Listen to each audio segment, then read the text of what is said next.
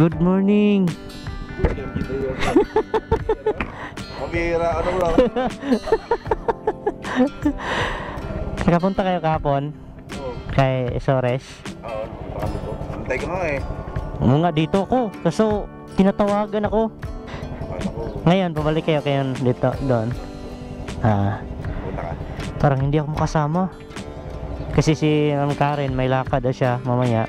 Ikaw, patay dito. Ako yung driver kasi niya eh.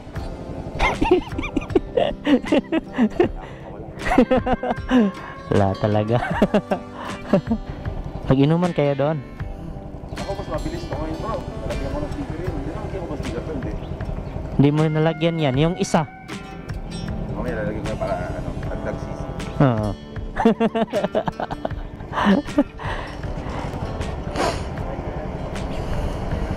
Siyempre, bira-bira. So yan mga bay, nandito silang boy first time.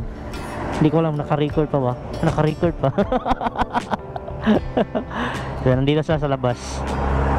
Nag-usap sila sa kanilang destination ngayon. Pero parang sa Kapisa Bukid sila ngayon. Oo, nakapalit na kayo kong Hero 4. Oh, Hero 4 po. Dalawa. Itong isa, pero parang naluba to. Oh, may lens. Pero tinatanggal ko to pag biyahe kasi mag-fogs. Nagbabag. Oo. Maganda kasi yung nilagay na malaki. Pero hindi natin mabili. Kaya tatanggalin ko lang to pag magbibiyahe na. Ito nga, hindi ko nilagyan. Kasi pag nilagyan ko, wala talaga. Mag-fogs. Oo. Pag malayo ng biyahe, wala. Hindi mo makita yung Kasi mas ano rin bro, yung ano ba yun? Binili ko DJI Osmo. Pag din yun. pag O yung Osmo ko na yun. Puputi yung loob.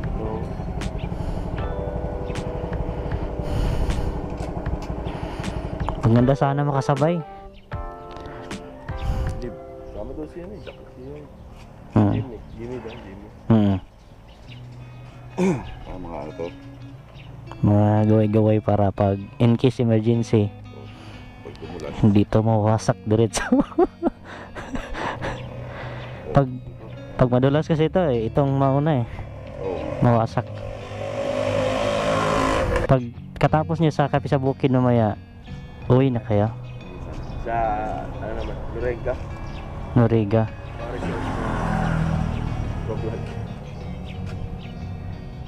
Kanina ay pag yung plano ko kahapon, pag makasama ako, pag uwi sana dadaan tayo sa bahay kasi mag ihaw ako ng manok na Bisaya. Lapit na dito yun. Oh, along the highway lang yung sa amin. Pagpunta nyo doon, madaanan yung sa amin. Gusto nyo nata tayo ng June yun ah. Hindi ka rin makapunta ka lahat. Kaya Sores ngayon, parang hindi, pero pag matagal pa kami umalis, yung La Sores at sa tinatrabahoan namin at sa kanilang kumpanya, malapit lang. Pero pag aalis kami ng mga 11, siguro mga 8 nang doon pupunta ako sa kanila. Pagkain lang ng litsan. Yan na. Uwi yan na. Dahil hatid mo na siya. Oh, ihatid ko muna. Kasi nadikit kagabi. Ayan. Nadikit ko na ngayon.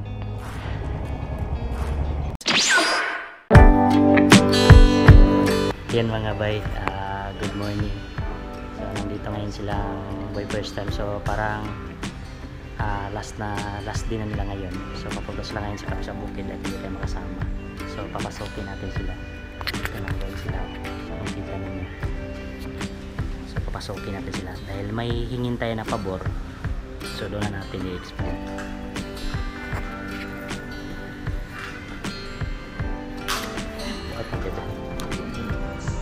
Good morning.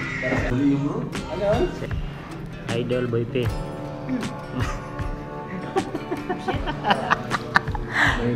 May hihingin sana ako na pabor sa iyo.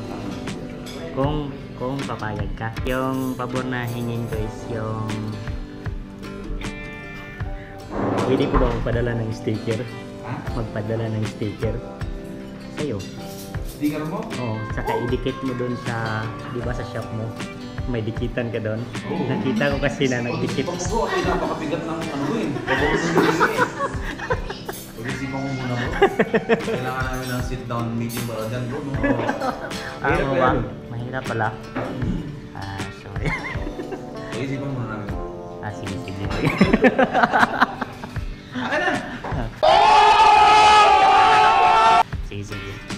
So, yung sticker lang makarating kahit hindi ako makarating doon.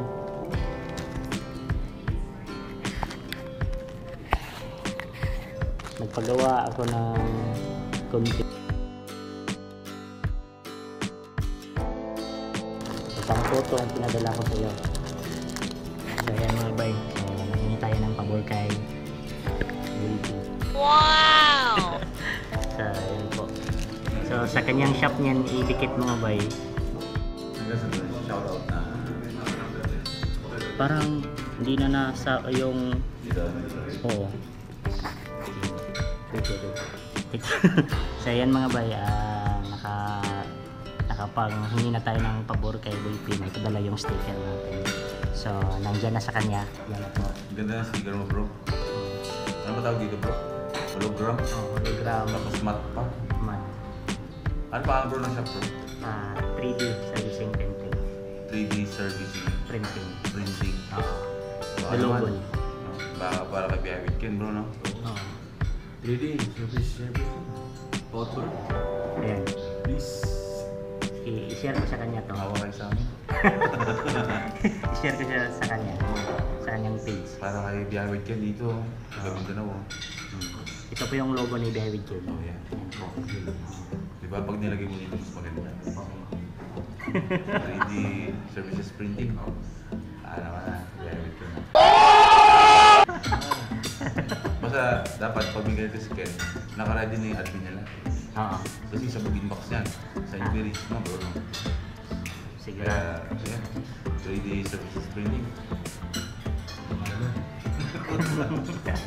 Ayan, maganda. Uwi ko to bro ng anong Manila. Oo. Sige. Buti na lang yung sticker nakarating doon sa shop mo. Parang dami na nagdikit doon sa lagayan mo. Marami na rin yun. Hanggang sa dumating nga yun, papalagay ako ng board sa tagiliran. Baka Baka kung yung buong salamin, wala na makita ngayon. Sa loob, wala nang bumili. saan niya yung sa inyo Idol Boy P? Bulacan yan bro. Bulacan. So kay Biyahe with Ken, hindi niya ako binigyan ng sticker. Pangalawang beses na to niya pumunta dito mga ba, pero hindi talaga niya ako binigyan ng sticker. Pero kapag sinagot ni 3D services printing, Matik yun. Matik yan. dito mismo. Dito mismo. Siya mismo kukuha ng sticker.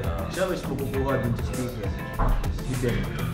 Hindi lang isa. Siya bahala kung ilang kunin niya. Sige. Tama yan. So, bro, Zorin, tama na. So, ikaw na bahala. Vlogger din yan. Matutulungan mo bro. Oo. Pag mga vlogger, mas madali siya parang pinamura lang niya yung paggawa. Yung sa akin niya, hologram, mas mahal to. Minura lang yung 400 to. 400 pieces? Oh, 400 pesos. 80 pieces. Oo, no? 400 pesos, 80 pieces. Oh, Kasi hologram no? hologram. Kaya medyo price. Oh, mahal siya. Pero pag Isa-isa lang. pag dalawang Playgo yung paggawa mo, 700 lang mabayaran mo. Pag dalawang Playgo. Pag isang Playgo lang, 400. So, pag dalawa, 700. Parang Sakto na tong size mo bro, ng sticker mo no? Bro no? Sakto na to. Sticker kasi namin habang tumatagal lumiliit eh. Party pin. pratipid. Oo nga. Sila dyan po, kung lalaki. Yan ang ginagawa na pag sikat ka na. Pwede mo na paliitin mo na kasi Marami ka ng pagbibigyan. marami ka ng babagyan. Yung hindi ka pa sikat, malaki pa yon. Oo. Kaya 3D Kaya 3D services center. Di ba motovlogger ka bro? Oo. Malamang malaki sticker niya. Ganyan lang kalaki. Ganyan ka. O liliit pa yan. Kapag si Bible ka lang ba? Hmm. Palitin yan. Oo bro. Hindi, seryoso yun. Yan. Para pagbubiyahe dito sa Mindanao. Ito yung kay Boy first time. Kung subukan mo rin gawan, ikaw na bala. Para matry ko rin merong hologram, no? Oh, hologram. Ito bro. Maganda yan pag hologram. Pag sa gabi, may lawan siya, parang may Kumikinang, no? Oo, kumikinang-kinang siya. So yun mga bay, so magpapasalamat muna tayo kay Idol Boy first time kasi kanina hindi na tayo nakapagpasalamat dahil may biglang lakad tayo. So hindi tayo nakasabay sa kanilang rides. So ang kanyang kasama lang mag-rides na si Azores TV. So shout out rin kay Azores TV. So salamat sa kanyang pag PM sa akin na pagbalik nila ni Boy first time dito kahapon Monday mga 3 PM sila nakarating sa Valencia sa Pit Perry Suites sa hotel. So doon sila natulog. So dito ko na lang ipapasalamat lahat kasi pag siya yung kaharap ko na makausap parang ang hirap. Parang may konting hirap pa tayo. Parang kanina nga yung pag vlog nga natin doon hindi pa ako nagpaalam, diniritso ko na pag vlog at yung pabor ko na hiningi buti nilang pumapayag si Idol Boy P. So sa totoo lang mga bay, yung makikita nyo sa kanyang pag-vlog, kung ano yung nakikita mo, ganyan yun talaga sa personal yung ugali niya. Yung minsan palabiro, pero parang parabiro talaga siya sa akin lang napansin. At saka magaling rin mag-approach sa katulad din natin ng mga vlogger. So yan lang ang aking na-observe sa kanya. Yung asawa niya, si Madam, di ko siya konti lang ang kami ang konti lang yung tanong ko sa kanya kasi pure Tagalog talaga siya. Yung Tagalog kasi natin marang may Bisaya kaya parang ang hirap pag siya kasi hindi daw siya makaintindi talaga ng Bisaya. Yeah. Shout out din kay Madam. So mabait rin kanyang asawa. At saka kay Biyahe with Kin. So salamat rin kay Biyahe with Kin. So hindi rin niya ako nabigyan ng sticker. Sa sunod na daw kasi naubusan daw siya ng sticker. Pagbalik doon niya may pinagawa daw siya pero parang matagal pa daw yung dumating. So salamat rin kay Biyahe with Kin. So yan na siguro ang pagpapasalamat ko sa kanila. So hindi na ako nakapapasalamat doon personal. So dito na lang sa vlog, sa end sa ating vlog kasi alam nyo na medyo may hiya pa tayo. So yan lang siguro ang masishare natin. So yung sticker natin nadala na ni Idol Boy P doon sa kanilang pag uwi niya sa Maynila at idikit niya doon sa dikitan niya. So at least ang ating sticker nandun na sa Maynila.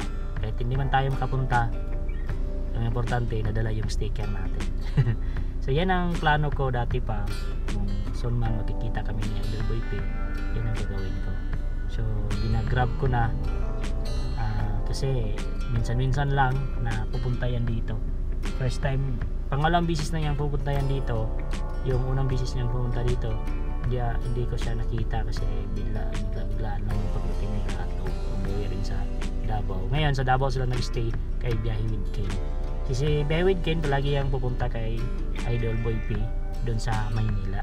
Kaya mga partner talaga sila yan.